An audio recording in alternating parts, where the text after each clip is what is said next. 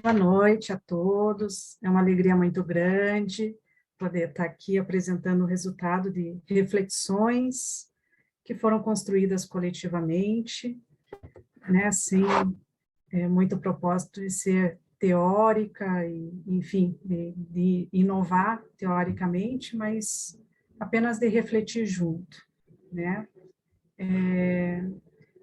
O título, né, do meu estudo é a função da maternagem em Winnicott, né, um diálogo possível entre Winnicott e Reich, mas com uma proposta de analisar como que se dá a constituição do indivíduo a partir de uma premissa winnicottiana, mas trazendo para a conversa tanto a bioenergética quanto a psicologia biodinâmica, né, de contextos neo-reichianos, tentando encontrar pontos de contato entre a teoria do Winnicott e essas outras teorias próprias da psicologia corporal.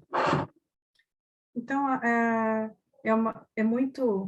eu sou muito agradecida por poder falar depois da Cris, que já conseguiu contextualizar bastante, né, um pouco da teoria do Winnicott, né, então, eu só queria, assim, um aspecto mais geral, gostaria de trazer que o Winnicott, ele traz a teoria do amadurecimento como sendo uma tendência inata do indivíduo, né, ele se contrapõe nesse sentido ao Freud, à teoria das pulsões, porque ele vai entender que esse aspecto pulsional, ele decorre, ele é consequência justamente dessa tendência inata do amadurecimento quando está acontecendo, né? Então, todos nós nascemos com essa tendência e para que ela aconteça é necessário que esse bebê, né, enquanto nós ainda somos bebês, encontre um ambiente facilitador para que essa tendência se ocorra da forma como deve ocorrer. E aí surge o conceito da mãe suficientemente boa ou a mãe dedicada comum, como ele coloca nos livros, né?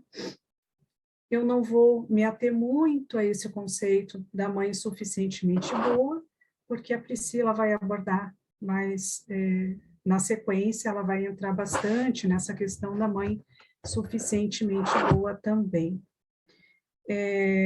Enfim, então já entrando mais no objetivo do estudo, a gente vai entender quais seriam essas funções da mãe, né? Então, no início, como a Cris colocou com muita propriedade, essa mãe ela precisa entrar num estado de preocupação materna primária, que ele denomina, né? Esse estado em que a mãe vai se identificar com o bebê, né? Em que ela vai acabar, de uma forma até bastante natural, que ela consegue se deslocar do mundo, ela foca no bebê, ela está ali presente com esse bebê, conseguindo entender e identificando quais são as necessidades do bebê naquele exato momento, e ela consegue atender de uma maneira bastante satisfatória a essas necessidades do bebê quando ela se apresenta.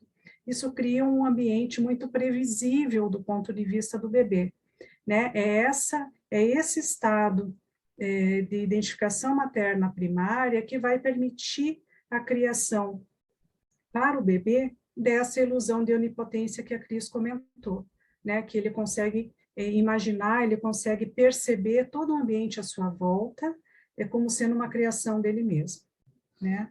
É uma função que é extremamente exaustiva para a mãe nessa fase, sem sombra de dúvida, né? Mas a gente entende essa preocupação materna primária, esse ambiente facilitador, a gente se refere muito à figura materna, à figura da mãe.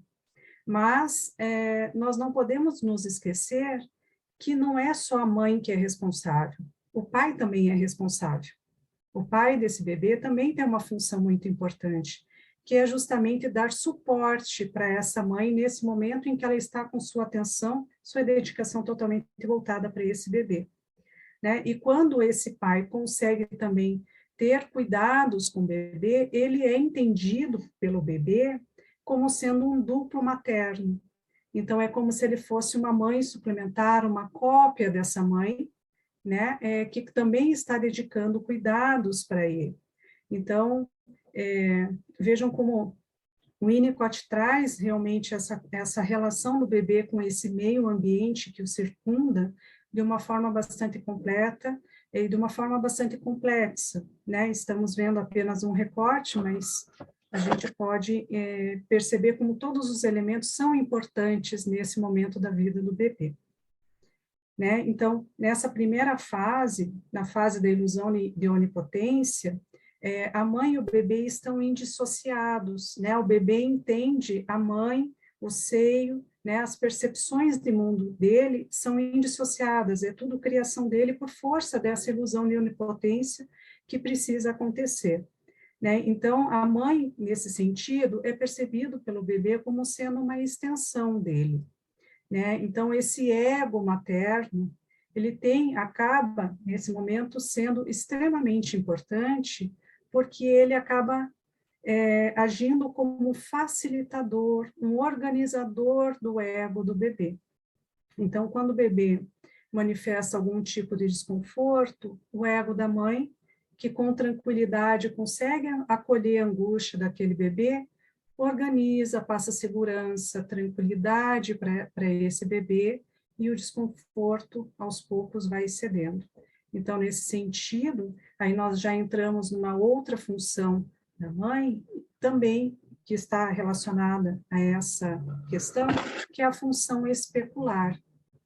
Então, a mãe acaba refletindo, né? Então, esse ego materno, de uma certa forma, organiza o bebê, essa mãe espelha para o bebê exatamente o que ele está sentindo e dá o contorno necessário para que ele possa se organizar.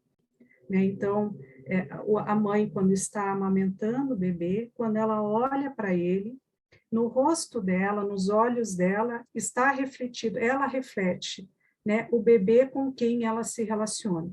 Então, aquele bebê que foi idealizado, que foi gestado, está refletido nos olhos dela. Por isso, o bebê, quando olha para a mãe, é a ele mesmo que ele enxerga. Mas isso vai acontecer quando essa mãe está identificada, quando ela entrou nesse estado de preocupação materna primária. Se ela não conseguiu entrar nesse estado, ela vai refletir para esse bebê, né, as defesas dela ou o próprio humor dela. E aí esse bebê não tem uma continuidade de ser, ele não consegue se encontrar no olhar da mãe, né? E aí a gente vai entrar no conceito de falha ambiental que a gente vai retomar daqui a pouquinho. Uma terceira função da mãe é realizar o holding, né? Então, os bebês, eles são muito sensíveis à forma como eles são segurados. Então, o colo frouxo não dá estabilidade para o bebê. O bebê precisa ser acolhido, não pode ser muito apertado para não ser sufocante, mas não pode ser frouxo, né? Então, esse holding, que é esse segurar, que é esse acolher, ele precisa ser suficientemente bom, porque é ele que vai dar a noção de espaço e de tempo para o bebê, né? Vai espacializar o bebê no sentido, porque ele, quando nasce dentro da barriga da mãe, ele não tem a ação da gravidade, ele está ali protegido, quentinho, no final da gestação ele está todo apertadinho, né? E quando ele nasce tem a gravidade. Então, é esse colo da mãe que vai tentar recuperar e vai introduzir o bebê nessa noção tridimensional que nós adultos conhecemos, né, do peso do corpo e tudo, e a temporalização também, né, esse tempo que o bebê tem, né, o tempo do impulso que ele tem de chorar porque está sentindo fome, da resposta da mãe, então, inicia esse processo da compreensão dessa questão temporal. Claro que ainda, né, no nível ainda muito rudimentar, muito primitivo, de acordo com a capacidade que o bebê tem, né? Mas esse holding é de uma importância vital, porque é ele que facilita a maturação, né? E permite ao bebê adquirir confiança no ambiente e no mundo. Então, o bebê que tem um bom holding, ele se torna uma criança capaz de explorar, capaz de brincar e capaz de ir para o mundo. Né? Um hold deficitário traz um pouco de insegurança para o bebê.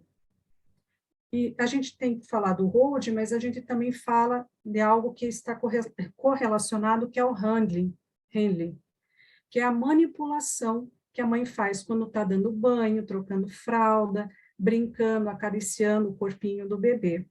Quando essa manipulação não é intrusiva, permite que esse bebê personalize as experiências corpóreas. Então, a gente pode imaginar, né, um bebê que está sentindo um pouquinho de cólica, de desconforto, a mãe faz a massaginha, ali vai aliviando, então aquela sensação acaba sendo personalizada pelo bebê como sendo algo positivo, confiante, né? Uma atitude de confiança, de tranquilidade da mãe passa para o bebê e ele personaliza aquele desconforto na barriguinha, passou, recebeu uma massaginha, e essas sensações corporais acabam sendo personalizadas, acabam sendo integradas pelo bebê nesse ego corporal que ainda é primitivo, que ainda está se constituindo, né?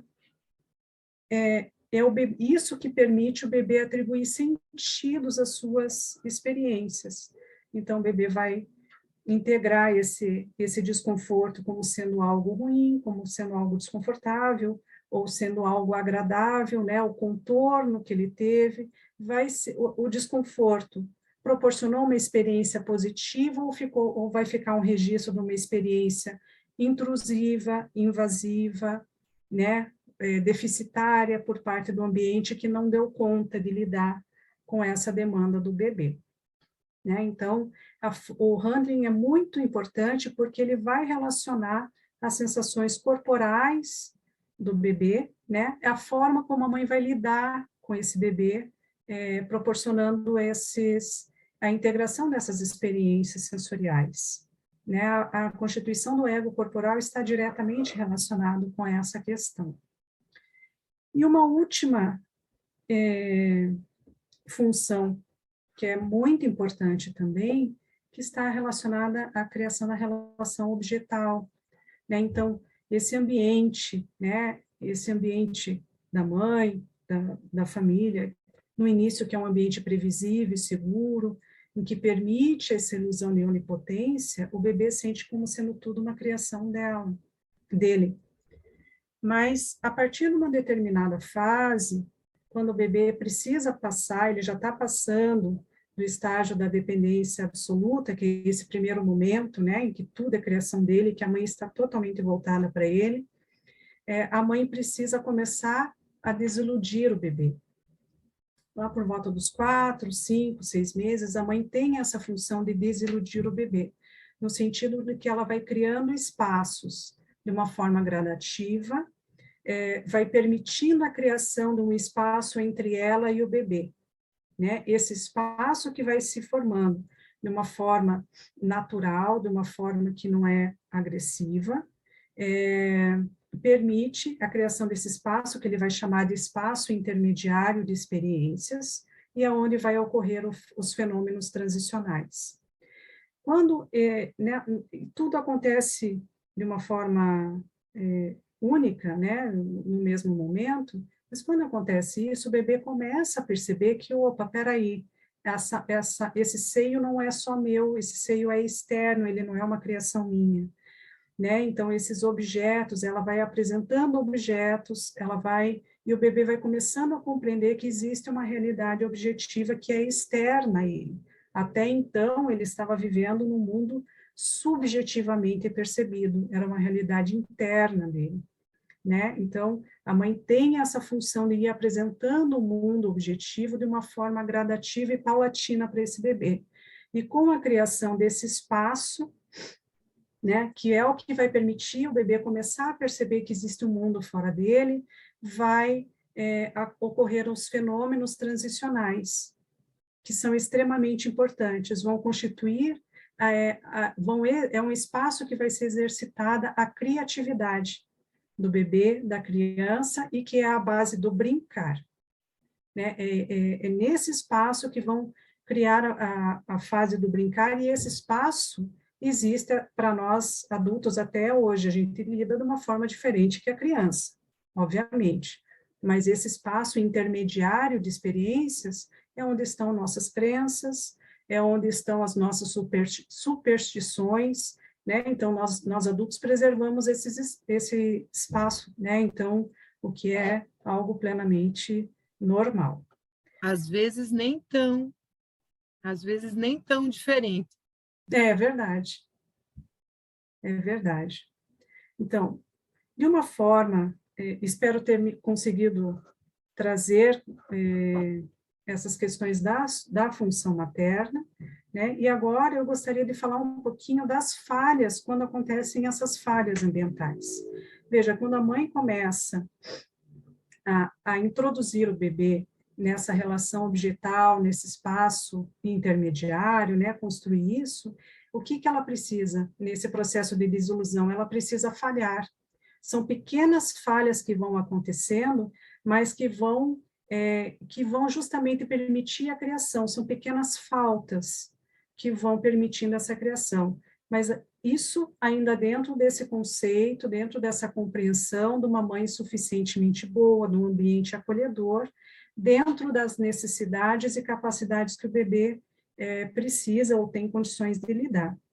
Agora, quando essas falhas ambientes já são sentidas de uma forma um pouco mais incisivas, elas são mais reiteradas, elas podem trazer outras consequências. Inclusive, o trabalho da Lê vai falar bastante desse aspecto, né? E de que forma que essas falhas poderiam acontecer? Um estado emocional da mãe, né, que não se identifica com esse bebê, e vai gerar uma sensação de insegurança e imprevisibilidade. A mãe que não consegue entrar nesse estado de preocupação materna primária, né, os bebês que demoram muito para ser atendidos nas suas necessidades, né, então eles ficam chorando e demora muito para alguém ali acudir. Esses ambientes, né, que são extremamente ausentes ou excessivamente presentes, vão gerar ou sensações de abandono ou de intrusão. O bebê vai constituir, então, a partir dessas experiências, defesas mentais, defesas egóicas, para que essa dor que ele experimenta não sejam experienciadas novamente, né? E essas marcas que essas defesas, essas falhas vão ocasionar no estágio, vão acompanhar o bebê no seu desenvolvimento enquanto criança, adulto, até as falhas seguintes. E aí, a gente entra, né, falando dessas falhas, a gente encontra um certo paralelo com algo que a bioenergética traz de uma forma muito clara. Então, a gente pode pensar, né, numa correlação, numa correspondência, num ponto de interseção entre essas duas teorias. Né, as couraças de caráter, elas vão trazer justamente esses significantes, né, dessas falhas ambientais que são registradas e que geraram essas defesas. Então, quando a gente pensa no caráter esquizoide, a gente tem uma criança que se sentiu odiada, né, que tem uma mãe hostil e rejeitadora. Quando a gente pensa no caráter oral, a criança que se sente abandonada, né, a mãe que não deu o suporte necessário para esse bebê. No caráter masoquista, a criança que se sente humilhada, envergonhada, porque o ambiente foi extremamente sufocante, né, condicionando o amor para essa criança. Caráter rígido, a criança traída, explorada pelo genitor do sexo oposto, e o psicopático, a criança que se sentiu possuída e usada pelo genitor do sexo oposto. Né? Então, quanto essas falhas ambientais podem repercutir na vida, e aí nós estamos falando da psicologia corporal. E só para finalizar, né, no que a gente pode tocar na questão da psicologia biodinâmica, né? O objetivo a biodinâmica, a gente já encontra, né, justamente esse processo de desenvolvimento maturacional, que precisa ser retomado no ambiente da psicoterapia, né? Então, o terapeuta que vai fazer esse papel de ser suficientemente bom, né, permitir que o paciente entre em contato com esse ponto de desenvolvimento que não se completou e retome o processo no setting terapêutico. O terapeuta que traz esse holding, que faz esse handling quando está fazendo a massagem biodinâmica, né, esse toque suficientemente bom, que vai permitir justamente a integração desses afetos. Então, é interessante a gente poder pensar dessa forma, o quanto, né, essas três teorias trazem convergência, e certamente outras abordagens também. Foram reflexões assim muito rápidas e que pena que o tempo já extrapolou, eu também já acabei extrapolando, senão gostaria de poder conversar um pouquinho mais. Foi um prazer muito grande apresentar e fico muito feliz. Muito obrigada.